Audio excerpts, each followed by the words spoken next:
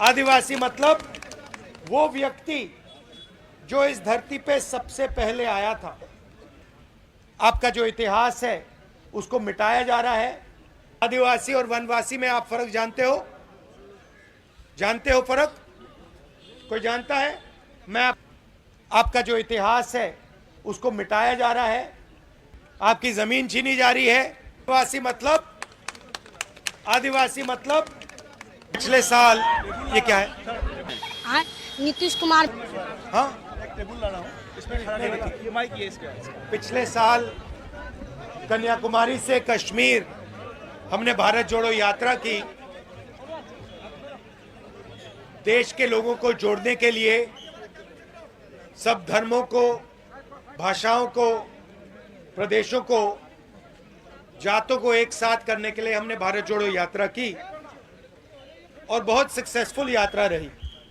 तो लोगों ने कहा कि कन्याकुमारी से कश्मीर, भैया इसको खींचिए मत प्लीज, कन्याकुमारी से कश्मीर यात्रा कर ली, मगर ईस्ट से वेस्ट भी यात्रा होनी चाहिए। इसीलिए हमने मणिपुर से महाराष्ट्र तक अब दूसरी भारत जोड़ो न्याय यात्रा शुरू की है। आप जानते हैं, यह हमारे आदिवासी भाई हैं, बाकी लोग हैं, आप जानते हैं कि आपके खिलाफ अन्याय हो रहा है, आपकी जमीन छीनी जा रही है और आरएसएस और बीजेपी की विचारधारा जो आपका है, चाहे वो जल हो, जंगल हो, जमीन हो, वो किसी ना किसी बहाना बनाकर आपके हाथ से खींचने की कोशिश कर रहे हैं। ये सच्चाई है, पूरे देश में सच्चाई है। हम आपको आदिवासी कहते हैं, वो आपको वनवासी कहते हैं। आदिवासी और वनवासी में आप फर्क जानते हो? फर्क कोई जानता है? मैं आपको बताता हूं। आदिवासी शब्द का मतलब जानते हैं आप?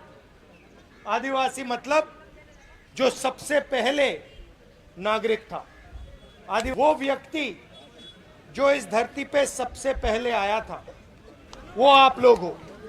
वनवासी का मतलब वो व्यक्ति जो जंगल में रहता है। बीजेपी चाहती है कि आप जंगल में रहो, आपके बच्चे कॉलेज यूनिवर्सिटी में ना जाएं, अंग्रेजी ना पढ़ें, बिजनेस ना चलाएं। हम चाहते हैं कि जो आपका है वो आपको वापस लौटाया जाए। आपकी जमीन है, आपका जल है, आपका जंगल है, वो आपके हाथों में फिर से वापस दिया जाए। इसीलिए हमने हम पैसा कानून लाए, ट्राइबल बिल लाए और पूरे हिंदुस्तान में जो आपकी जमीन है, जो आपका हक है, वो हमने आपको वापस देने की कोशिश की। ये विचारधारा की लड़ाई है और इसीलिए हम इस भारत जोड़ो यात्रा में चले हैं। आप जानते हो, मणिपुर में हमने शुरू किया। आप जानते हो कि मणिपुर को बीजेपी ने जला दिया है। वहां पे महीनों से सिविल वॉर जैसा माहौल बना हुआ है, लोग एक दूसरे को मार रहे हैं और आज तक प्रधानमंत्री वहां नहीं गए। आज तक प्रधानमंत्री मणिपुर नहीं गए। नागालैंड में, जहां हम कल थे, नागालैंड में प्रधानमंत्री ने वायदा किया, वहां पे उन्होंने अकॉर्ड करने का वायदा किया, 9 साल पहले किया, उसको पूरा नहीं किया। और यहां पे आप जानते हो, आपके जो चीफ मिनिस्टर हैं, हिंदुस्तान के सबसे भ्रष्ट चीफ मिनिस्टर हैं। तो ये हम आपको कहना चाहते हैं।